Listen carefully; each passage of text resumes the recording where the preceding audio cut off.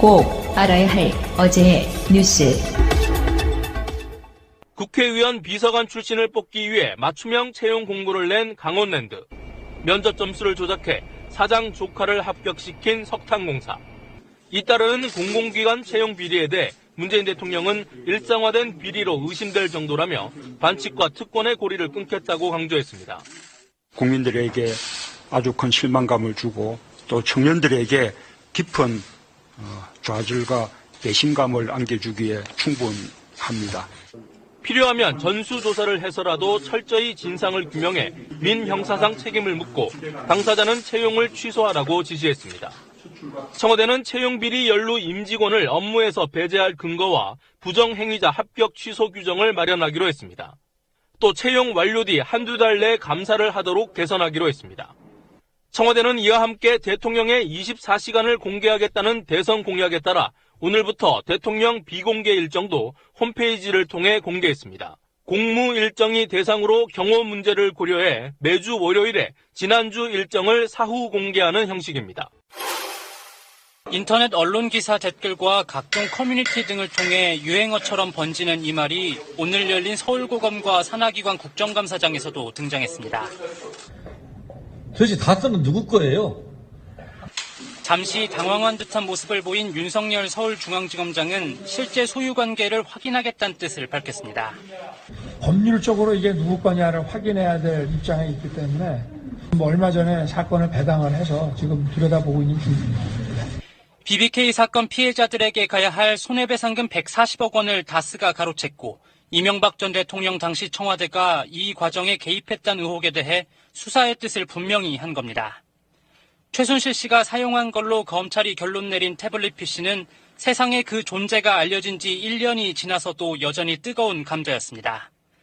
자유한국당 김진태 의원은 국정농단 사건의 진상을 밝히기 위해 태블릿 PC를 검증해야 한다고 주장했고 정의당 노회찬 의원은 태블릿 PC에는 아무런 문제가 없으며 태블릿 PC가 국정농단 사건의 핵심도 아니라고 맞섰습니다.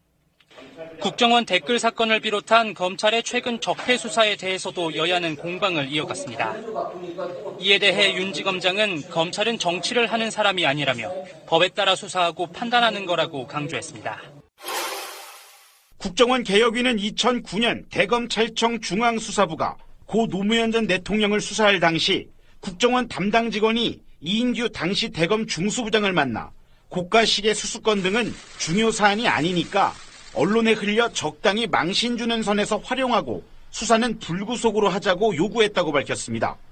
다만 박연차 태광실업 회장으로부터 선물 받은 고가 시계를 노 전 대통령이 논두렁에 버렸다고 검찰에 진술했다는 SBS의 보도의 출처는 국정원이 아니라고 확인했습니다. 국정원 측이 그런 내용의 언론 플레이를 지시한 정황이 없었고 논두렁이란 단어가 있는 국정원 내부 문건도 나오지 않았다고 전했습니다. 또 최초 보도한 SBS 기자가 검찰을 통해 취재했다고 진술했다고 덧붙였습니다. 하지만 사건의 핵심 당사자인 이인규 당시 대검 중수부장은 지금 밝히면 다칠 사람들이 많다며 조사를 거부했다고 전했습니다. 국정원 개혁위는 이와 함께 당시 국정원 직원 4명이 SBS 하금열 사장을 만나 노 전 대통령 수사 상황을 적극 보도해달라고 요청한 사실을 확인했다고 밝혔습니다. 이에 대해 하금열 전 사장은 국정원으로부터 그런 협조 요청을 받은 적도 보도국에 지시한 사실도 없다며 전면 부인했습니다.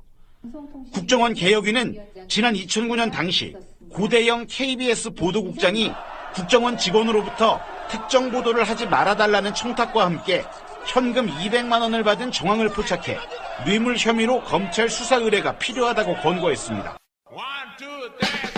방송 중간에 좋아요를 눌러주시면 새날팀들에게 큰 힘이 됩니다. 미리 감사합니다. 트위터가 진짜 언론입니다. 지난 한 주 주말에 정치 이슈 말고 일반 사회적 이슈로는 개, 한일관, 최시원 이런 이슈가 있었죠. 개 안 키우시는 우리 야수님 나오셨고요. 안녕하세요, 야수입니다. 개 키워본 적 있는 마차님 나오셨고요. 안녕하세요, 마차입니다. 명정님은 지금 제주도에서 오고 싶어서 환장하십니다.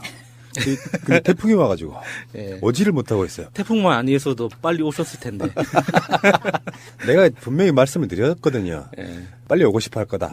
지금 오고 싶어서 거의 비행기표 먹고 해서 안 달라고 있습니다. 아마 다음 방송에는 나타나시지 않을까 이렇게 생각을 해봅니다. 자, 이번에 그 한일관 대표 개에게 물려서 돌아가신 사건? 네. 여러분들 어떻게 보셨어요? 저도 이제 개를 키우는 입장에서 네.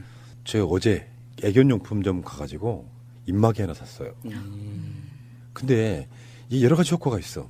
실제로 주말에 개를 끌고 이렇게 쭉 다녀보니까 사람들 시각이 좁은 골목 비슷한 거였는데 강아지가 앞으로 가니까 그 차 뒤쪽으로 숨어서 약간 혐오의 눈빛으로 보는 여자분을 제가 두 분이나 발견했어요. 갑자기 무섭더라고. 저는 그 자전거를 타면서 그 개 때문에 다친 적이 2번이 있거든요. 그러니까 개가 저한테 달려들어서 갑자기. 그러니까 그 개 입장에서는 갑자기 등장한 덩치 큰 시커먼 그 물체가 다가오니까 주인을 지키기 위해서 이렇게 달려들었겠지만 제 입장에서는 그러니까 법적으로 따지면은 저는 그 개를 치고 지나다가도 크게 큰 그 잘못은 아니에요. 왜냐하면 자전거 도로였기 때문에.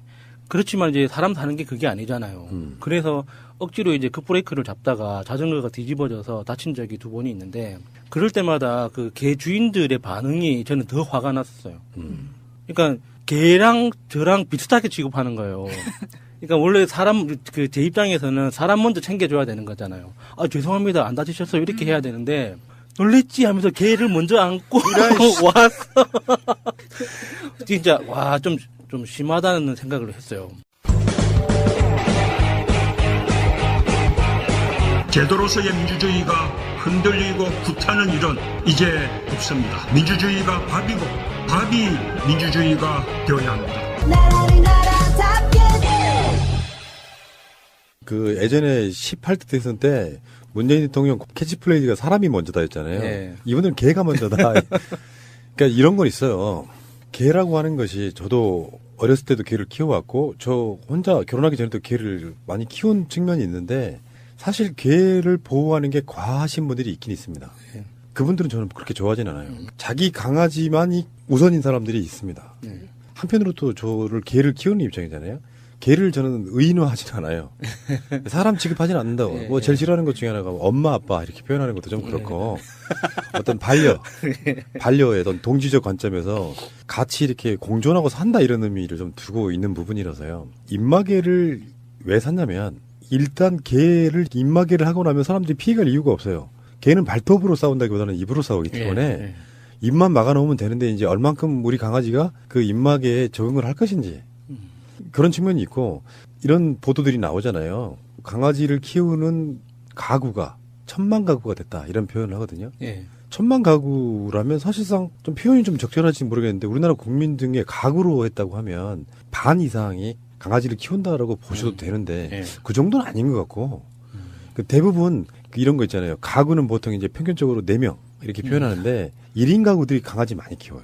요즘 1인 가구 비율이 25%를 넘었다고 하잖아요. 그런 면에서는 이제 일반 가정에서 강아지를 뭐 두 집 걸 하나씩 키운다 이런 것보다는 혼자 사시는 분들이 많이 키우는 것도 같고 뭐 정확한 데이터는 없으니까 설명을 못 드리겠지만 요즘 개통령으로 유명한 그 강형욱 씨가 하는 그 EBS 프로그램 있잖아요. 나쁜 개는 없다. 세상에 나쁜 개는 없다. 거기에서 봤는데 집에서 서열을 정할 때 개가 인식하기로는 자기를 챙겨주는 순서대로 서열을 인식한대요. 그러니까 예를 들어서 이제 자기가 아빠라고 인식하는 최고의 주인이 사료를 먹거리를 공급해주는 최고 권위자가 신경 쓰는 순서대로 자기가 이제 서열을 인식한다는 거예요. 그래서 집에 들어왔을 때 개부터 챙기면 자기가 1등이라고 인식한다는 거예요. 그래서 나머지 사람들도 무시한대요. 그거를 조심해야 한다고 하더라고요. 그 입마개 얘기하셨는데 지금 강영욱 씨가 입마개가 학대가 아니라는 이야기를 했기 때문에 사람들이 더 부담 없이 강아지한테 입마개를 사줄 수 있는 것 같고 나가실 때는 목줄 하는 거는 맞아요. 그러니까 그런 말 많이 하잖아요. 우리 개는 안 물어요. 지금 이게 엄청나게 트윗이 되고 우리 개는 안 물어요. 사람이 물어요. 뭐 이런 분위기죠. 네. 그런데 저는 그 아까 푸나님께서 비판하셨던 뭐 강아지를 엄마 아빠 이렇게 네. 의윤화시켜서 네. 그렇게 살았던 사람 중에 하나로서 너무 그렇게 옆집 아이보다 우리 집 강아지가 더 소중한 그런 네. 건 전 싫더라 이런 얘기예요. 그건 맞는 거죠. 옆집 애보다 우리 강아지가 소중한 건 맞는 거 아닌가? 아니, 그러니까 이 기준이 이게 아까 말한 반려견의 의미가 그거라니까요. 공존하면 돼요. 네. 옆집 아이도 소중하고 우리 강아지도 소중한데 그렇죠. 우리 강아지만 소중해. 이 방식으로 그건 가니까 아니죠. 네. 약간 네, 거부감이 드는 거죠. 이거를 이번 기회에 법제화해서 확실하게 저는 이게 무슨 강아지의 안락사 이야기도 나오고 뭐 살처분 이야기도 나오는데 그에 앞서서 견주에 대한 확실한 처벌 강화. 그래서 이걸 본보기로 딱 보여줘야 향후에 이런 비슷한 사건이 일어났을 때도 이런 비슷한 사건이 일어나지 않게 해야 된다고 생각을 하거든요. 그래서 지금 입마개를 하려고 하는데 있어서 가장 부담스러운 점은요. 동네 사람들이 저 개는 무는 강아지를 인식할까 봐요. 입마개를 하고 뜬금없이 하고 다니면 그것만 제외하면 사실은 강아지가 길거리 지나가다가 이상한 음식을 못 먹게 한다거나 그러니까 강아지한테 가장 중요한 게요. 냄새 맡고 다니는 거거든요. 그것만 방해되지 않는다면 처음에는 강아지 좀 답답하겠지만 나중에는 훨씬 더 강아지들에게 더 이득이 되지 않을까 이런 생각을 해봐서 제가 약간 목줄 모으는 취미가 있어요. 유기 비슷한 형태의 강아지를 데려왔기 때문에 장모 치와와 펌의 그 중간 믹스 강아지이기 때문에 그렇게 모양이 막 되게 예쁘다 이런 건 아니고 생김새는 얼망졸망 예쁘게 생겼는데 이놈의 성품을 가늠을 못 하겠어요. 절대 복종 주인한테는 하는데 다른 사람들한테 되게 배타적이에요.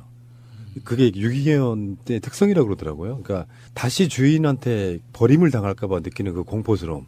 그러니까 사람으로 따지면 굉장히 소수 약자인 거 맞거든요.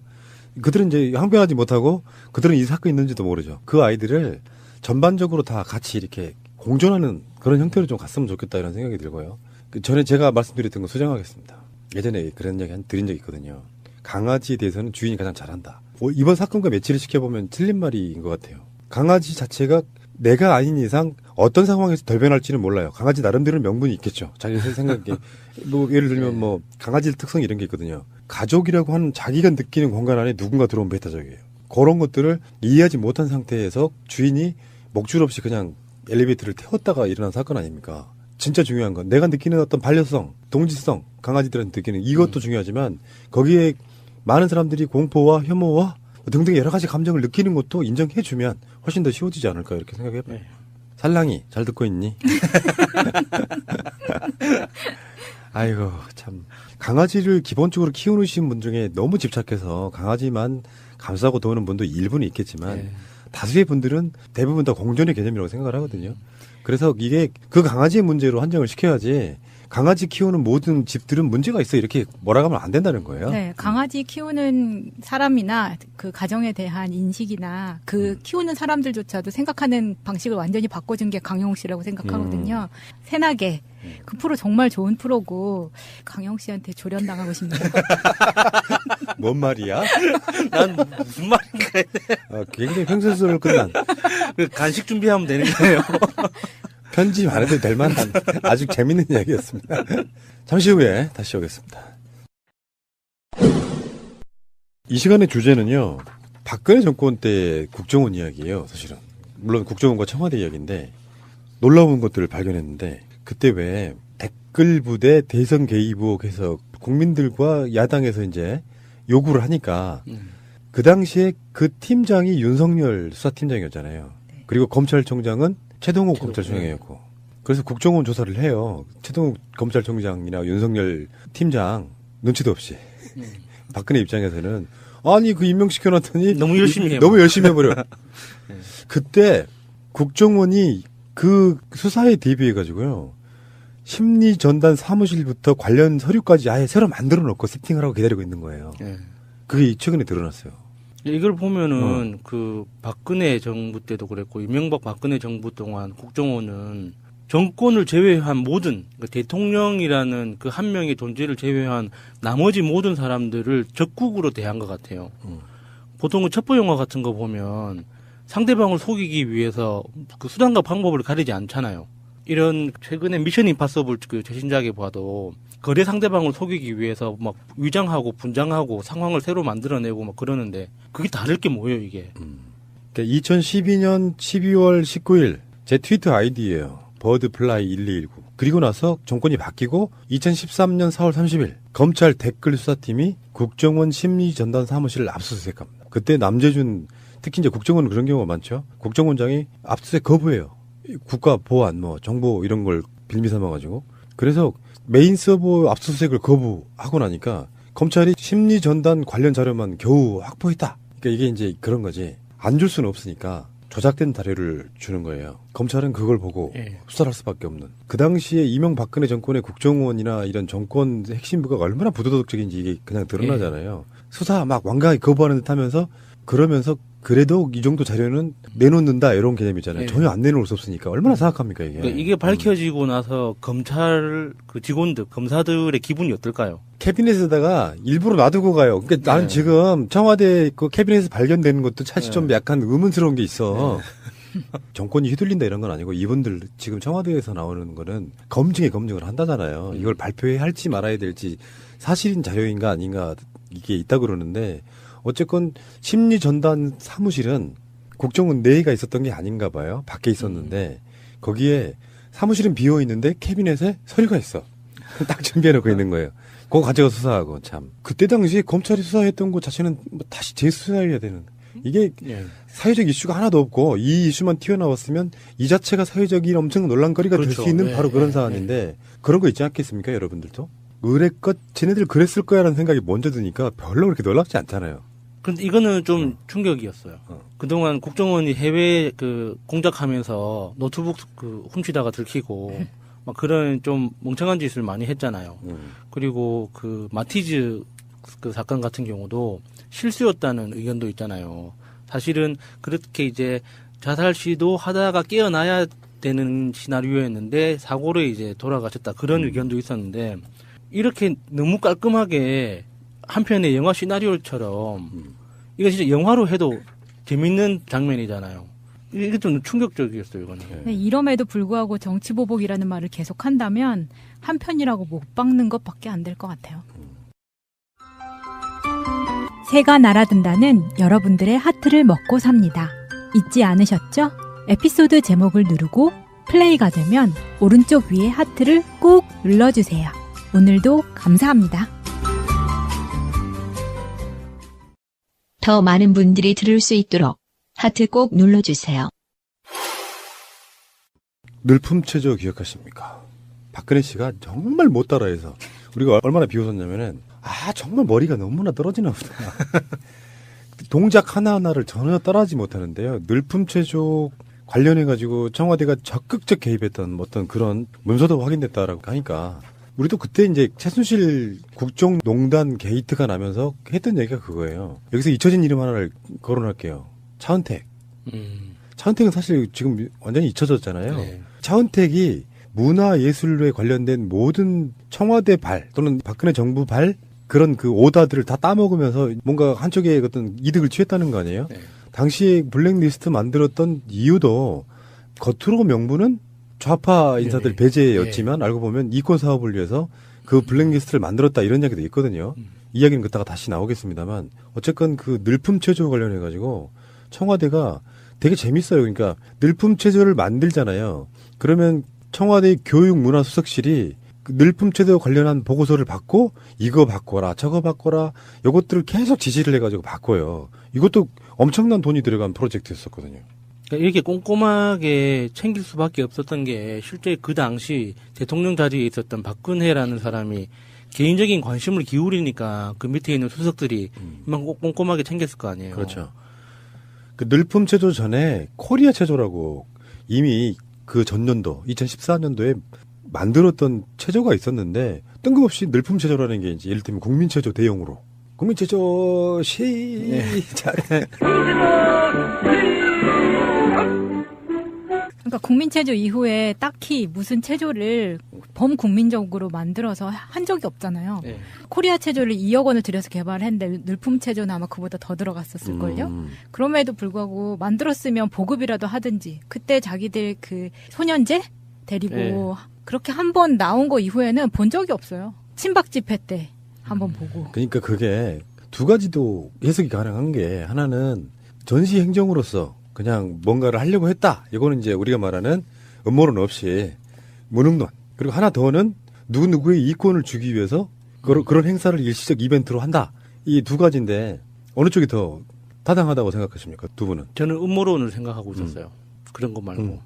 이 박정희 대통령 시절에 그 개발됐던 국민체조 이거를 더 계승 발전하는 차원에서 그 최태원의 어떤 종교적 이론을 접목시켜가지고 이 하늘의 기운을 받는 그 동작들을 계속 그 넣어서 늘품체조라는 걸 개발한 것이 아닐까 하는 의심을 하고 있어요. 저는 그 국회에 있었던 분, 고자진 경험이 있는 분의 말씀을 상당히 존중합니다. 아우, 깔끔하지 않은 이 기분은 뭘까요? 그러니까 제도권에 있어본 사람들 입장에서 보면 그런 상상이 가능하다는 거 아니에요. 존중합니다. 제목으로 나갈까요? 최태원의 유물 이렇게 이런 걸 어떻게 볼 수 있냐면은 사회적으로는 국민들이 먹고 살기가 좀 좋아진 측면이 있잖아요. 물론 아주 돈을 많이 벌지 못하는 계급적 부분들이 있어요. 근데 사회적 흐름은 뭐가 있냐면은 그 특히 중장년층 이후의 그 분들이 여가 활용, 취미, 건강 이런 것들을 위해서 동네마다 나가보면요. 특별하게 공터 있거나 이런데 요즘에는 대부분 아침마다 어르신들 위해서 체조 같은 것도 하고 막 보급하고 막 이런 게 있어요. 어느 지역에나 다 있죠. 사회적 요구였던 건 분명히 맞는데 제가 봐도 그래요. 그러니까 걔가 아까 차은택을 얘기한 이유가 그런 그 어떤 문화라든지 등등에 있어가지고 정말 듣보잡. 물론 이제 CF 감독으로서의 유명세는 있을 수 있지만 그런 문화 쪽에서 나오는 그 컨텐츠들을 외국으로 수출하려고 하는 이게 어떤 상황이냐면 대한민국에 들어오면 굉장히 많은 부분이 감사라든지 야당의 눈초리 국민들의 시선이 중요하니까 다른 한편에서 보면 외국의 그런 문화사업 보급하려고 했던 정황들이 되게 많았었잖아요. 당시에. 그런 측면에서 박근혜는 그냥 들러리였고요. 이거 해주세요 그럼 나가서 지가 하는 거잖아요. 들러리였고 박근혜 측근들 중에 누군가는 그런 식으로 이렇게 박근혜를 이용해 먹은 정황적 증거가 아닌가 이런 생각을 해봅니다. 이게 이를테면 늘품체조가 박근혜가 적극적으로 주도했다 이런 것보다 이를테면 최순실이나 차은택이라든지 이런 사람들이 박근혜에게 이제 이거 좀 해주세요 하면 뭐 나가서 하고 이런 방식이 아니었을까 이런 생각해 보는 거죠. 제가 아까 말씀드리면서 최태민 씨를 최태원으로 잘못 이야기한 것 같은데 최태민으로 정정하겠습니다. 이미 늦었어. 그리고 이 늘품체조가 진짜 촌스럽다고 느끼는 게 보통 각 지자체별로 여름이나 가을밤 지금도 아직 하고 있을 텐데 그 아침 저녁으로 줌바 댄스 그 프로그램이 있거든요. 거기 가보면 정말 재밌습니다. 그래서 외국인들도 이 그 인증샷 같이 춤추면서 인증샷 찍으려고 이렇게 나와서 자기들끼리 놀고 하는 경우도 많이 있거든요. 이게 국민들이 알아서 재밌게 건강하게 하고 있는데 거기에 그 국민체조도 아닌 것이 도인체조도 아닌 것이 이상한 그 동작을 섞은 그 재미도 없는 음악에다가 그거를 국민들한테 보급하겠다는 그거를 기획했고 그거를 승인했다는 것 자체가 정말 촌스러운 거예요, 진짜. 저는 운동 좀 해본 사람으로서 이거는 스포츠를 말하는 거예요, 운동에. 저는 체조하는 거 잘 반대합니다. 기존의 국민체조 같은 것들이 대부분 다 뭐랄까 운동으로서 개념이 아니고 몸 푸는 용도거든요. 그러니까 체조라는 개념이 아침에 일어나가지고 집단 군무 형태로 국민들 자체를 획일적인 어떤 그런 용도로 쓰였기 때문에 저는 반대하는 것이고요. 두 번째는 운동학적으로 보면 뭐가 있냐면은 체조를 하지 말고 그 시간에 저는 스트레칭 해야 된다고 봐요. 몸의 건강학적으로는요. 아침에 일어나자마자 하는 것들이 체조의 개념이잖아요. 그 체조 한다고 해서 몸에 그렇게 큰 이득이 된다고 생각하진 않아요. 차라리 에어로빅을 하면서 몸을 많이 움직이고 땀을 흘리는 건 좋지만 땀도 안 나는 체조는 저는 의미가 없다.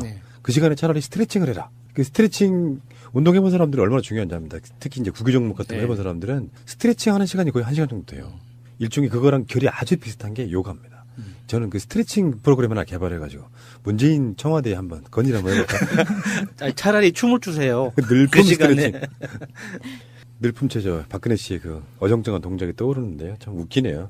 사안 하나하나마다 건강하지 않은 뭔가가 있다는 것 자체가 참 이게 정말 나라였냐 싶은 이런 생각도 좀 들고요. 자, 하나 더 최근에 논란거리 중에 하나입니다. 박근혜 씨가 법정에서 변호인단이 다 사퇴했잖아요. 그건 박근혜의 지시로 보이고 근데 이걸 누가 주도하고 있냐 궁금했던 분들 계실 거예요. 지금 사실은 그 증거가 나온 거죠. 박근혜가 변호인단을 사퇴를 했는데 사퇴한 이후에도 계속해서 유영하 변호사가 만나고 있다는 거 아니에요. 유영하 변호사는 사실상의 박근혜에게 있어서 그 뒤에 누가 있는지 모르지만 박근혜의 지금 이 모든 거를 기획하는 기획자 중 한 사람이거나 핵심으로 보입니다. 유영하 변호사가요? 네, 유영하 변호사. 유영하 변호사가 예전에 기억들 나실지 모르겠는데 상기시켜드리면은 유영하와 박근혜 변호인단이 또 외에 여러 명 있었는데 그 변호인단들 중에 여러 사람이 유영하 변호사에게 반기를 든 적이 있어요. 어떤 정보도 주지 않아서. 근데 유영하 변호사는 지금 박근혜 접견을 계속 하고 있다는 거 아니에요. 문제는 이게 사실상 불법이라는 거예요. 예. 수임된 변호인 같은 경우에 재판을 준비한다는 명목으로 날마다 접견할 수 있고요. 박근혜는 지금까지 수감된 이후에 하루에 한 명꼴로 변호사를 만났거든요. 예. 그것도 벽을 사이에 두고 하는 거 말고 접견실에서 정상적으로 만났다고요. 재판을 준비하기 위해서는 기결수가 아니기 때문에 그렇다고 그러더만요. 그 재판에서 나눈 대화를 녹음하거나 그럴 수 없대요. 근데 사임을 했어. 법에서는 유영하 같은 박근혜가 수임한 변호사라고 하면 면회할 수 있게 해주는데 일반 면회, 직업이 변호사이긴 하지만 이 사람 수임한 변호사가 아니고 일반인으로 만나는 거면 이렇게 만나게 해줄 수 없다는 거죠. 근데 네. 지금까지 관행대로 만나왔다는 거예요. 그러니까 또. 우리가 범죄인도 아닌데 왜 이렇게 이 형법 그 집행 과정에 대해서 이렇게 자세하게 알게 되는지 너무 신기해요. 사실 저는 변호인이 되려는 자라는 말 자체를 처음 봤거든요. 보통 우리는 영화에서 변호인이라는 영화에서도 제가 변호하겠습니다 이렇게 해가지고 그렇게 선언하면은 변호인이 되는 줄 알았는데 그게 아니더라고요. 뭐 선임계를 제출하고 선임계를 제출하기 전에도 변호할 당사자와 협의를 해서 승낙을 해야지 선임계를 제출하는 거잖아요. 그러니까 그 과정에서 변호인이 되려는 자와 변호인 자체가 동등한 대접을 받는다는 거죠. 그래서 지금 유영하 변호사가 그걸 악용하고 있는 건데 이렇게까지 자세하게 알아야 할 이유가 뭘까요? 도대체 우리한테 뭘 잘못했길래? 거의 6개월 동안 네. 매일매일 만난 유일한 남자예요, 유영하가. 그러네. 어쨌든 지금 법적인 요건이 있다면서요. 네. 일반 접견이 하루 한 번 30분으로 제한되는 것과는 달리 시간과 횟수에 제한이 없고요. 이론상으로는 구치소 근무 시간이 시작되는 오전 9시부터 끝나는 오후 6시까지 하루 종일 접견도 할 수 있다고 합니다. 이 방식을 쓴 게 조윤선의 남편이죠. 예, 귤과줍에서. 예. 박지만 부인 있죠. 그 사람도 변호사죠. 예. 그때 우리가 서양인 변호사. 그 사람이 박근혜가 이제 검찰에 출석해서 구속되고 그럴 때 왜 검찰로 마지막 가는 날 박지만이 그 집에 찾아가요. 그래서 우리가 그런 얘기 한 적 있죠. 뭐 변호사로서 박근혜가 수임한 그 변호사 민단에 포함되면 박근혜 네. 뭐 하루 종일 감옥에 안 놔두고 접견실에다가 놀 수 있겠네 했는데 그렇게는 안 됐고요. 주진우 기자 이야기에 보면 박근혜 쪽에서는 박지만을 사람으로 취급 안 했다는 것 같은 뻥이 나고 있으니 뭐 박정희 가문의 리스크는 박지만 너야 뭐 이런 느낌이었던 것 같고 어쨌건 유영하 변호사는 지금 그 편법 써가면서 만나고 있다는 거 아닙니까? 이거는 근데 자기들이 그걸 몰랐던 거라고 봐요. 사임하면 재판에만 안 나가면 되지 말. 근데 이것도 꼼꼼한 디테일이 법에 디테일이 있었던 거를 몰랐던 거라고 봐요. 그러니까 사실상 이게 여론화가 되면은 30분밖에 못 만나는 거예요. 박근혜 이제 미치는 거지. 보고 싶은 사람을 못 보면은. 그러니까 이게 유영하가 예를 들어서 재판을 거부하십시오. 변호사 사임시키십시오를 주도하고 있는지 아니면은 뭐 한때 박근혜 총애를 받았다는 정윤회가 주도하는지 또 누구가 하는지는 잘 모르죠 사실은. 근데 박근혜와게 유일하게 뭔가 이야기를 할 수 있고 전적으로 수용해 주는 것 같은 사람은 유영하 변호사니까 이 사람이 예전에 박근혜 그 변호인 되기 전에도요 그 SNS에서 말 함부로 하기로 유명했던 바로 일배형 변호사거든요. 근데 그 당시에도 이 사람이 변호사로 그러니까 대표 변호사로 선임될 때 의혹들이 되게 많았죠. 무슨 법원장 출신이나 검찰 출신이나 해서 좀 유명했던 사람들이 수임하지 않고 왜 일배 같은 변호사가 수임하지? 했던데 그 여러 가지 의혹이 있었어요. 보통 그 정도 전직 대통령으로서의 거물급 인사가 유영하 같은 길거리 널려있는 변호사 특히 막 일배 성향의 변호사를 수임한다는 것 자체가 뭔가 좀 격이 안 맞아요. 정관 내용으로는 찬성하진 않지만 그 반대로 뒤집어서 말하면 변호사들의 네임밸류랄까요? 이런 것들이 주는 효과는 분명히 사회적으로는 있는 거거든요. 중량감이라는 게 있죠. 중량감. 업계에서의 중량감이라는 게 있으니까. 당신 몸처럼. 예. 중량감. 아무튼 웃기는 자들이에요. 자기들은 뭐 특혜를 누리면서도 뭐 인권 뭐 이야기하고 사임했으면 그냥 사임해. 하루에 30분만 가고 하루 종일 앉아가지고 뭐 하는 짓이야 그게. 아니 뭐 그렇게 이런 법이 허용하는 그 허점이 있으니까 그거를 뭐 활용할 수는 있다고 보는데 이 사람들의 진짜 전략이 뭔지 저는 그게 궁금한 거죠. 이게 유영하 같은 사람이 지금 전체 전략을 짜고 있을 거라고 보진 않아요. 일설에는 뭐 김기춘이 그 전체 판을 뭐 봐주고 있다 해서 변호사를 통해서 봐주고 있다는 썰도 있고 뭐 정윤회가 뭐 다시 뭐 등장했다 뭐 그런 썰도 있고 뭐 안봉근 이재만 이런 사람들이 밖에서 이렇게 뭐 팀을 꾸려서 하고 있다는 썰도 있고 썰은 많죠. MH 그룹도 있잖아요. 밖에서 MBGH 네. 그룹. 예. 밖에서 재판 키워가지고 인권 문제로 대두시켜서 빼낸다. 그 여러 썰은 많지만은 어떻게 봐도 유영하 같은 사람이 그 전략의 핵심 전략 통으로서 전체 판을 짜고 있는 것처럼 보이지는 않거든요. 저는 그렇게 안 봐요. 그러니까 박근혜 성향이나 특성 때문에 그래요. 박근혜라고 하는 뭐 전직 대통령을 지낸 사람이니 우리가 모르는 인맥풀이 얼마나 있는지 모르겠지만 보통의 대통령들 같으면 그런 얘기가 맞는데 박근혜 성향 자체가 우리가 앞에 말했던 강아지들 특성하고 좀 비슷해요. 주인만 좋아하고 나머지 배척하는 스타일로 보면 자기 측근에 드는 사람의 말을 가장 신뢰할 가능성이 높다고 보고 김기춘이 감옥에 있으면서 쓰리쿠션으로 자기 변호사한테 말하고 그 변호사가 유영한테 말하고 이런 식으로는 가지 않을 것 같다는 생각을 해보거든요. 그리고 뭐 최순실이나 뭐 정윤회가 유영하 변호사를 통해 가지고 어떤 조언을 할 수 있을지 모르겠는데 실제로 유영하 같은 스타일을 보면 되게 권력 지향적인 사람으로 보이지 않아요? 예, 그건 확실하죠. 그러니까 권력의 틈새 시장에서 뭔가 먹고 살아남는 그런 스타일이에요. 그 사람 입장에서 타인의 존재를 받아들여 가지고 똑뚜가시처럼 역할을 하거나 그럴 것 같지는 않고 자기 목소리가 굉장히 많이 개입된 형태로 할 것 같다는 생각을 한번 해보거든요. 그러면 그네 누나랑 단둘이? 아니 꼭 그렇지는 않고 그러니까 그걸 실제로 주도한 사람이 누구겠느냐인데 저는 정윤회라고 좀 보기 어려운 게 저는 정윤회를 수사하지 않는 것도 좀 이상하긴 하지만 뭐 검찰이라고 하는 거는 불법성이 드러나야 하는 거라서 지금 치워둔 적폐가 많다 보니 예전에 뭐 정윤회 게이트를 다시 끄집어내기는 좀 시간이 걸릴 거예요. 근데 거기다가 빌미를 주려고 비선으로 유영하를 만나서 뭔가를 사바사바 한다는 것도 저는 굉장히 리스크가 큰 일이라고 보거든요. 그러니까 유영하가 주도하는 게 아닐까. 박근혜도 아주 바보는 아니니까. 박근혜 판단에 조력자, 조언자 역할을 하는 사람은 직접 만나는 사람일 수밖에 없다고 생각합니다. 유영하를 왜 선임했는지도 중요하다고 보는 거죠. 물론 유영하는 누구한테 조언을 받았을 거예요. 유영하 변호사로 해라. 뭐 그런 것이 김기춘일 수는 있어도 제가 봤을 때는 유영하 말이 사실상 이제 박근혜를 이렇게 리드해가는 또 하나의 감옥 비선 실세 유영하가 탄생한 게 아닌가 이런 생각해 보는 거예요. 최순실을 대용하는. 어쩌면은 유영하 변호사가 박근혜 주변에 있는 사람들 중에 가장 정확하게 박근혜의 언어를 이해하는 사람일 수도 있죠. 그 부분은 우리가 그렇게 얘기했었어요. 같은 변호인단인데 박근혜에 관련된 아주 깊숙한 정보는 다른 변호인들이 모르겠단 말이에요. 유영하가 박근혜 치부를 가장 많이 알고 있는 사람일 수도 있죠. 그렇게 되면 치부를 같이 공유하면 실제로 공범 관계가 성립이 돼요. 그 일본식의 접대 문화. 접대하는 사람과 접대하지 않는 자들이 요정 같은 데 모여서 발가벗고 논다는 거 아니에요. 아, 내부자들에 그런 개념인 거죠. 그런 개념인 거죠. 자기들끼리만 소유하는. 자꾸 나쁜 상상을 하게 하네요. 하지 마세요. 하시죠. 잠시 후에 다시 오겠습니다. 진짜 중요한 뉴스가 나왔는데 다시 말씀드려요. 요즘 나오고 있는 뉴스들은 의뢰껏 그랬으려니 생각하면 쇼킹하지가 않아요. 이게 문제야. 그래서 이게 사실은 팟캐스트에 제 이야기하는 거예요. 폐해일 수도 있어요. 예전에 무슨 사건이 났을 때 이랬을 거야라고 이야기를 해서 사람들이 많이 인식이 돼 있어. 몇 년 후에 그게 나왔어. 사람 놀라지 않는 게 나 때문인 거야. 맞네. 이렇게 되는 거죠. 아, 그때 그게 그랬구나. 뭐 이러면서. 블랙리스트가 2014년 김기춘이 비서실장이 되고 나서 등장했다가 정설이었어, 지금까지.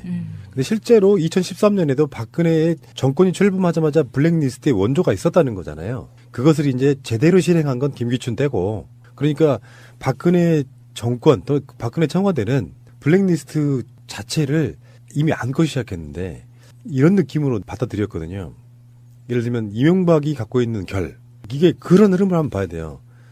지상파가 집권하자마자 쇠고기 광우병 문제 같은 걸로 제대로 된 언론 자유를 누리니까 방송 장악하자 이렇게 된 것처럼 나중에는 이제 노골적으로 왜 시민단체만 해도 그런 논란들이 꽤 있었어요. 예를 들어서 왜 정권의 우호적인 데만 지원금을 내려보내냐. 사실 김대중 대통령과 노무현 대통령은 어느 쪽이든 간에 민주주의 개념으로는 해줘야 된다고 생각했던 그런 개념들이 좀 있었거든요. 그러다가 이제 점점 시민사회의 목소리가 커지면서 좋아지려고 하려던 시절에 정권이 딱 바뀌면서 이명박 박근혜로 이어지는 그 암흑기를 등장하지 않습니까? 그러니까 이 사람들의 생각은 방송 장악을 하고요. 하나가 그 방송 장악을 하고 하나는 시민들의 목소리가 모아지는 어떤 그 포털 개념에 시민단체들의 역량이랄까? 이 영향력을 줄여야 된다고 생각했던 게 기본적으로 머리에 깔려 있는 것 같아요. 그래서 정권이 뭔가 좀 잘못 가려고 할 때 지금도 사실 마찬가지인 부분이 있거든요. 촛불 탄핵도 일반 시민이 개인이 주체가 돼서 하기는 힘들어요. 그렇죠. 그러니까 무대도 준비하고 사회도 보고 이러는 분들이 시민사회단체의 어떤 연합 형태로 무슨 퇴진행동 이렇게 있는 것처럼 그런 사람들에 대한 그러니까 탄압까지는 아니더라도 초창기 때는 감시하고 이미 블랙리스트가 있었다는 거죠. 이게 2013년 박근혜 정권이 출범하자마자 바로 이제 블랙리스트 작성이 시작됐다고 하는 내용이잖아요. 이게 지금 상황에서 우리가 쓰는 표현 중에 하나가 대통령만 바뀌었을 뿐이지 나머지는 바뀐 게 없다 이렇게 표현을 하잖아요. 그 말을 여기에도 적용할 수 있는 것 같아요. 이명박 대통령에서 박근혜로 대통령만 바뀐 것 뿐이지 이명박이 하던 짓을 그대로 이어받아서 했다는 것 뿐이지 박근혜가 새로운 짓을 한 건 아니잖아요. 이게 그 이명박 때는 그냥 그 블랙리스트라는 어떤 그 정의된 개념을 사용하지 않고 그냥 그 개인 사찰 차원에서 밥그릇 걷어차기 작전으로 쭉 개별적으로 시행하던 것을 블랙리스트라는 이름으로 이렇게 체계적으로 체계화시킨 게 박근혜 정권일 수는 있어도 이게 이명박은 하지 않던 걸 박근혜가 새롭게 한 건 아니잖아요. 그렇죠. 예. 취임이 2013년 2월 25일이었어요. 아까 말한 2012년 12월 19일 당선되고 나서. 그리고 바로 며칠 뒤에 문화예술계의 건전화. 이게 너무 웃기지 않아요? 건전화. 지금까지 문화예술계가 굉장히 좀 음란했나요? 그렇죠. 야할 수도 있죠. 참. 김대중 노무현 정부 10년 동안 각종 특혜를 받으며 헤게모니를 장악했고 사회 분열과 갈등을 획책한다. 이게 명백한 거짓말이거든요. 민주정부 때는 우파든 좌파든 그 사회적으로 나름 어떤 역할을 한다고 생각하면 지원을 해줬어요. 그리고 다양성이라는 게 가장 중요한 가치이기 때문에 어떤 다양한 시각에서 컨텐츠를 새롭게 만들어낸다 그러면 일단 지원하고 간섭은 하지 않는다. 이게 이제 기본 기조였잖아요. 그러니까 이걸 왜 그 청와대에서 주도를 했는지 생각을 해보면 그 지금까지 나오는 사건들을 쭉 리스트업 해보면은요 어떤 느낌이 드냐면은 이 사람들은 여론 동향을 굉장히 중요하게 생각했어요. 여론 동향. 네. 어떤 사안이 나면 물론 지금의 청와대도 마찬가지일 거예요. 무슨 사안이 나면 여론이 어떻게 움직이는지. 근데 이거를 인위적으로 조정하려고 하는 부분이 보이거든요. 일관되게 그래요. 아까 말씀드린 것처럼 언론을 장악해놨는데 밑바닥에서 스마트폰이다 이런 시대가 됐고 정보의 유통이 주류 언론을 통해서만 이루어지는 게 아니란 말이에요. 근데 그 반정부적인 지들이 봤을 때 반정부적인 어떤 여론의 흐름은 항상 발원지가 문화예술계 쪽에서 나온다고 생각을 했던 것 같아요. 예. 그래서 그들을 감시하고 하는 건 국정원을 시키지만 주 사업으로서 청와대가 왜 이걸 했냐 생각해보면 정부에서 공식적으로 나가는 그 각종 지원금들이 각 부처에 굉장히 여러 군데에 얽혀 있거든요. 문화체육관광부만 있는 게 아니고 각종 여러 군데 있어요. 그거를 청와대가 주도하면서 조율을 해야 되는 거예요. 좌파 단체 느낌이 나는 곳엔 주지 마 이런 방식으로. 그러니까 아까 말씀드린 문화예술계 건전화라는 개념이 그 뒤에 다른 개념으로 나와요. 문화계 좌파들이 정치를 오염시킨다.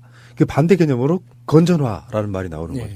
이것도 그러니까 독재 정권 시절에 배웠던 사람들의 한계 같은 거기도 한데 보통 이제 사회과학 용어 중에 프로파간다라는 게 있잖아요. 그러니까 어떤 방향성을 설정하고 국민들한테 그 메시지를 자주 노출시키면 설득이 된다라는 이제 이런 굉장히 단순한 논리지만 이런 게 이제 통한다고 굳게 믿고 있기 때문에 할 수 있는 거거든요. 맞아요. 변호인이라는 영화가 1000만이 넘는 관객이 들었던 건 변호인이라는 영화 속에 담겨 있는 그 시대상에 대한 비판의식이 우리가 동의하기 때문에 사람들이 많이 봤던 거지. 그게 어떤 교훈을 담고 있고 뭐 나한테 새로운 걸 알려주기 때문에 봤던 건 아니란 말이죠. 근데 단순히 변호인이 1000만이 넘었다고 해서 인천 상륙작전 같은 영화를 만들어서 막 대대적인 투자를 하고 홍보를 한다고 해서 1000만 명이 보느냐. 절대 그럴 리가 없거든요. 근데 이 사람들은 그게 가능하다고 생각하는 거예요. 독재 시절에, 그러니까 뭐 히틀러 때부터 했던 그런 그 프로파간다 개념의 그 사회 설득 작업을 통해서 여론을 조성할 수 있다고 믿었던 게 그럴 거면은 아예 그 2006년, 7년도에 스마트폰을 개방하지 말지. 왜 스마트폰은 개방해놓고 이제 와서 사람들의 머릿속을 휘어잡으려고 했는지 좀 무식하다는 생각이 드는 거죠. 여기서 잠깐. 박근혜 정부 때 초대 비서실장이 누구였는지 아세요? 리 뭐였던 것 같은데? 땡. 김기춘은 2대 비서실장이 두 번째로 들어온 거고 첫 번째가 허태열이었어요. 허태열 자체도 뭐 정치인 출신이고 옛날에 부산시장도 했고 노무현 대통령한테 막말했던 걸로 유명한 사람인데 왜 김기춘으로 바꿨을까요? 2013년 8월 5일 날 그래서 2015년 2월 22일까지 김기춘이 비서실장을 하거든요. 우리가 지금 박근혜 때 비서실장을 쭉 나열해 보면 허태열, 김기춘, 이병기, 이원종, 한광옥인데 한광옥은 탄핵 국면에서 있던 사람이라 패스. 이원종은 그냥 어떤 그 당시 정치 논란들에 휩싸여가지고 허수아비로서 개념이 좀 강했던 사람이고 옛날에 충북지사였던 사람. 이병기는 국정원 출신이고요. 사실 그러니까 박근혜 때 비서실장 하면 떠오르는 사람이 김기춘인데 사실 재임 기간은 제일 길기도 하지만 사실 채 2년이 안 되거든요. 어떤 여러 가지 논란 끝에 그만두긴 하는데 문제는 왜 김기춘이었을까 생각해보면 저는 그게 추진력이라고 보거든요. 물론 뭐 공작, 조작 이런 것도 있지만 박근혜도 청와대에 딱 들어갔는데 생각보다 정치하는 게 어려운 거야. 허태열 같은 이제 의전용 정치인들 출신의 대부분의 비서실장 이런 사람들이 김기춘만큼의 모사 이런 것보다 자기 목에 힘만 주고 다니는 거야. 실제 일을 못 하는 거예요. 실제 일은 안 하고 이 척만 하고 다닌다는. 그러니까 사실은 문고리 3인방 정도에게 일이 집중되거나 이런 방식. 그리고 청와대라고 하는 것도 제가 봤을 때는 장악력이 중요하거든요. 바지 비서실장이 있는데 민정수석이나 이런 사람들이 훨씬 더 목소리가 클 때도 있습니다. 그러니까 실세가 누구냐가 달려지는데 허태열은 실세였을 가능성이 없어 보이는 측면이 있고 그래서 이왕에 비서실장 드리는 거 가장 그 방향의 달인 김기춘이 와서 강력하게 집행해라. 이런 의도로 임명을 한 것 같다는 생각이 좀 들어요. 아버지 때부터 증명되어 있는? 그렇죠. 그러니까 이를테면 가성비 좋고 그리고 이미 검증이 끝난 사람. 그래서 MB 때는 그 블랙리스트에 좀 차이가 있어요. MB 때는 대중 파급력이 큰 영화 장르와 문체부 산하 기관장을 비롯해서 약간 오피니언 리더들을 중심으로 한 정밀 타격이었다고 하면 박근혜 때는 예술계 전반에 대한 융단 폭격 방식. 거의 그때 한 1만 명 있다 뭐 이런 이야기 나왔었잖아요. 그러니까 뭐 정밀하게 이런 거 생각할 것도 아니고 그냥 막 다 쏜 거죠. 왠지 제 이름도 있었지 않을까 하는 그런 불안감이. 대선 후보 시절에 그 박근혜가 첫 번째 방문지로 전태일 재단을 방문하려고 했어요. 대선 캠페인 시작하는 기억나? 시작, 기억나? 그래서 그때 의원실에서 이제 성명서를 막 쌌거든요. 제가 작성한 겁니다. 그래가지고 그 이후에 너 이제 죽었다고 막 겁 많이 들었어요. 겁주는 사람들 많았어요. 그때 그 전태일 동상 앞에도 가고 그랬었잖아요. 그래서 그게 무산됐어요. 그렇죠. 결국에는 무산됐죠. 근데 당시에 10,000명이나 됐었기 때문에 그 10,000명 안에 못 들면 창피한 거다 이런 것들이 많아서. 괜히 말했나? 못 들었을 것 같기도 한데. 통으로 이제 전순옥 부류 뭐 이런 거 아니에요?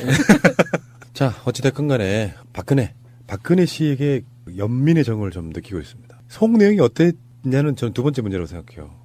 제가 한 30년 후회가 되면 시대에 석학이 될 것 같다는 생각이 듭니다. 제가 설파하고 있는 태도의 문제. 이런 태도들로는 어떤 국민의 마음을 얻을 수도 없다. 지금 재판장에서의 재판 거부나 친박 세력들의 시위를 유도하는 것도 태도의 문제 같은 거잖아요.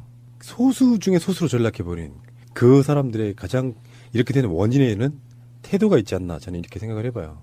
내 태도가 얼마나 남을 설득할 수 있는지를 한번 좀 생각해보는 박근혜 정권의 씁쓸한 자화상 뭐 이런 게 아닌가 싶어요. 새날이 돈을 많이 벌어가지고 그 서울대나 이제 유명한 대학교에 기부금을 많이 내서 후나님이 태도학 1호 박사 명예 박사로 이렇게 됐으면 좋겠네요. 새날 도서관 기증. 악플 달려. 난 역사의 유의미한 존재가 되고 싶지는 않습니다. 민초 풀뿌리가 되고 싶습니다. 완전한 대한민국 문재인과 손잡고 다시 하는 우리 대한민국. 전 대통령을 수사할 당시 국정원 담당 직원이 이인규 당시 대검 중수부장을 만나 고가시계 수수권 등은 중요 사안이 아니니까 언론에 흘려 적당히 망신 주는 선에서 활용하고 수사는 불구속으로 하자고 요구했다고 밝혔습니다. 다만 박연차 태광실업 회장으로부터 선물 받은 고가시계를 노 전 대통령이 논두렁에 버렸다고 검찰에 진술했다는 SBS의 보도의 출처는 국정원이 아니라고 확인했습니다. 국정원 측이 그런 내용의 언론 플레이를 지시한 정황이 없었고 논두렁이란 단어가 있는 국정원 내부 문건도 나오지 않았다고 전했습니다. 또 최초 보도한 SBS 기자가 검찰을 통해 취재했다고 진술했다고 덧붙였습니다. 하지만 사건의 핵심 당사자인 이인규 당시 대검 중수부장은 지금 밝히면 다칠 사람들이 많다며 조사를 거부했다고 전했습니다. 국정원 개혁위는 이와 함께 당시 국정원 직원 4명이 SBS 하금열 사장을 만나 노 전 대통령 수사 상황을 적극 보도해달라고 요청한 사실을 확인했다고 밝혔습니다.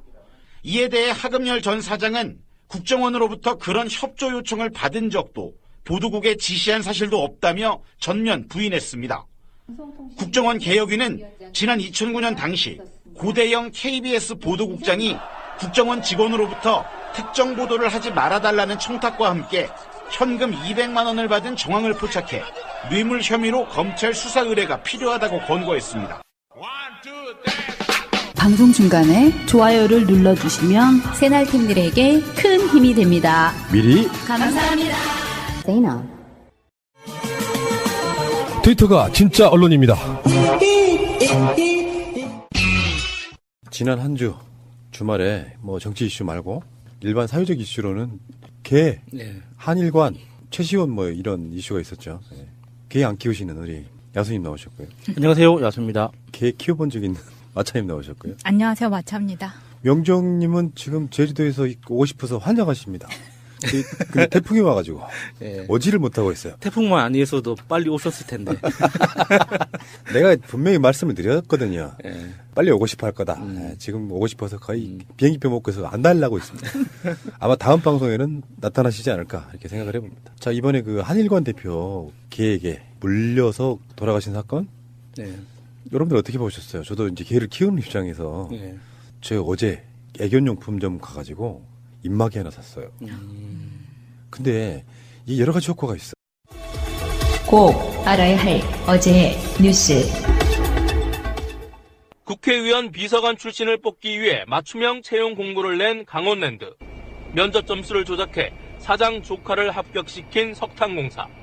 잇따르는 공공기관 채용 비리에 대해 문재인 대통령은 일상화된 비리로 의심될 정도라며 반칙과 특권의 고리를 끊겠다고 강조했습니다. 국민들에게 아주 큰 실망감을 주고 또 청년들에게 깊은 좌절과 배신감을 안겨주기에 충분합니다. 필요하면 전수조사를 해서라도 철저히 진상을 규명해 민형사상 책임을 묻고 당사자는 채용을 취소하라고 지시했습니다. 청와대는 채용비리 연루 임직원을 업무에서 배제할 근거와 부정행위자 합격 취소 규정을 마련하기로 했습니다. 또 채용 완료 뒤 한두 달 내 감사를 하도록 개선하기로 했습니다. 청와대는 이와 함께 대통령의 24시간을 공개하겠다는 대선 공약에 따라 오늘부터 대통령 비공개 일정도 홈페이지를 통해 공개했습니다. 공무 일정이 대상으로 경호 문제를 고려해 매주 월요일에 지난주 일정을 사후 공개하는 형식입니다. 인터넷 언론 기사 댓글과 각종 커뮤니티 등을 통해 유행어처럼 번지는 이 말이 오늘 열린 서울고검과 산하기관 국정감사장에서도 등장했습니다. 도대체 다스는 누구 거예요? 잠시 당황한 듯한 모습을 보인 윤석열 서울중앙지검장은 실제 소유관계를 확인하겠다는 뜻을 밝혔습니다. 법률적으로 이게 누구 거냐를 확인해야 될 입장에 있기 때문에 얼마 전에 사건을 배당을 해서 지금 들여다보고 있는 중입니다. BBK 사건 피해자들에게 가야 할 손해배상금 140억 원을 다스가 가로챘고 이명박 전 대통령 당시 청와대가 이 과정에 개입했다는 의혹에 대해 수사의 뜻을 분명히 한 겁니다. 최순실 씨가 사용한 걸로 검찰이 결론 내린 태블릿 PC는 세상에 그 존재가 알려진 지 1년이 지나서도 여전히 뜨거운 감자였습니다. 자유한국당 김진태 의원은 국정농단 사건의 진상을 밝히기 위해 태블릿 PC를 검증해야 한다고 주장했고 정의당 노회찬 의원은 태블릿 PC에는 아무런 문제가 없으며 태블릿 PC가 국정농단 사건의 핵심도 아니라고 맞섰습니다. 국정원 댓글 사건을 비롯한 검찰의 최근 적폐 수사에 대해서도 여야는 공방을 이어갔습니다. 이에 대해 윤 지검장은 검찰은 정치를 하는 사람이 아니라며 법에 따라 수사하고 판단하는 거라고 강조했습니다.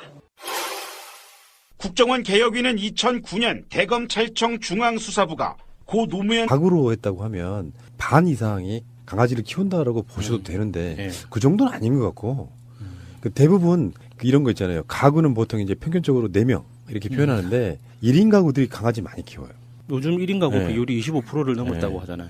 그런 면에서는 이제 일반 가정에서 강아지를 뭐 두 집 걸 하나씩 키운다 이런 것보다는 혼자 사시는 분들이 많이 키우는 것도 같고 뭐 정확한 데이터는 없으니까 설명을 못 드리겠지만 요즘 개통령으로 유명한 그 강형욱 씨가 하는 그 EBS 프로그램 있잖아요. 나쁜 개는 없다. 세상에 나쁜 개는 없다. 거기에서 봤는데 집에서 서열을 정할 때 개가 인식하기로는 자기를 챙겨주는 순서대로 서열을 인식한대요. 그러니까 예를 들어서 이제 자기가 아빠라고 인식하는 최고의 주인이 사료를 이렇게 먹거리를 공급해주는 최고 권위자가 신경 쓰는 순서대로 자기가 이제 서열을 인식한다는 거예요. 그래서 집에 들어왔을 때 자기 개부터 챙기면 자기가 1등이라고 인식한다는 거예요.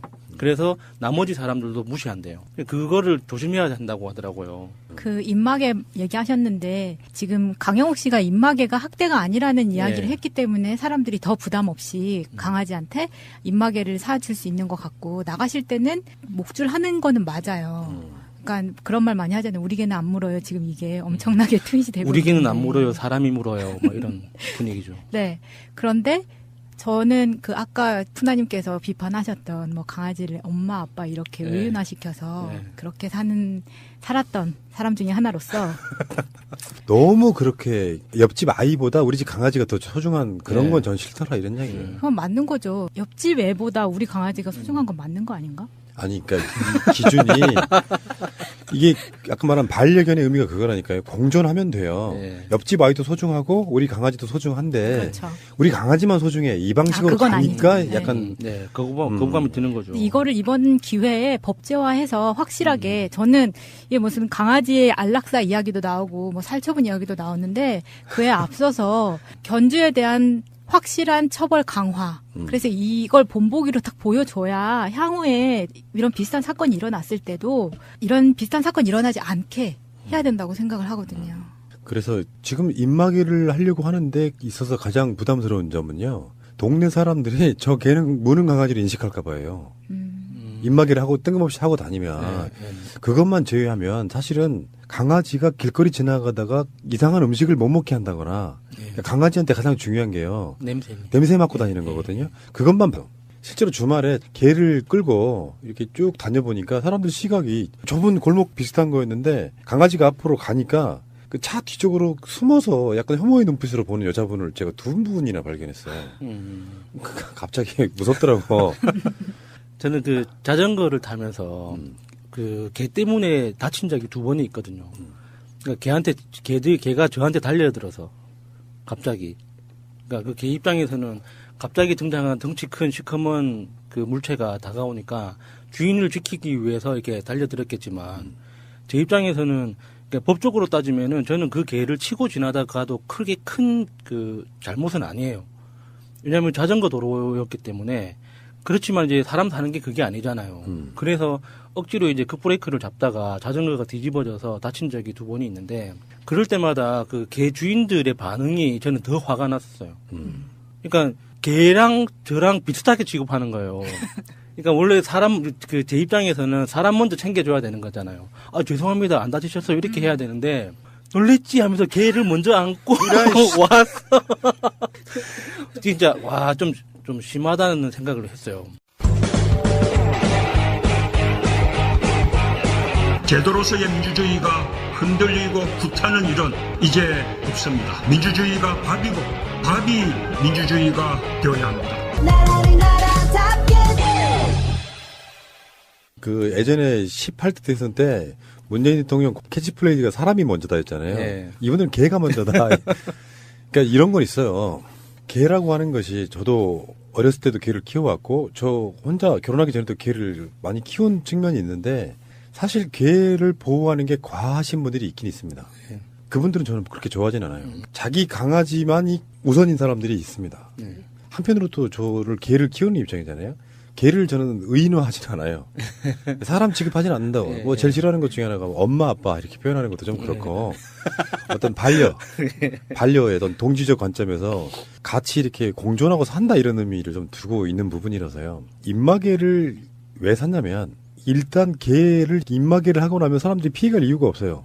개는 발톱으로 싸운다기보다는 입으로 싸우기 때문에 입만 막아놓으면 되는데 이제 얼만큼 우리 강아지가 그 입마개에 적응을 할 것인지 그런 측면이 있고 이런 보도들이 나오잖아요. 강아지를 키우는 가구가 1000만 가구가 됐다 이런 표현을 하거든요.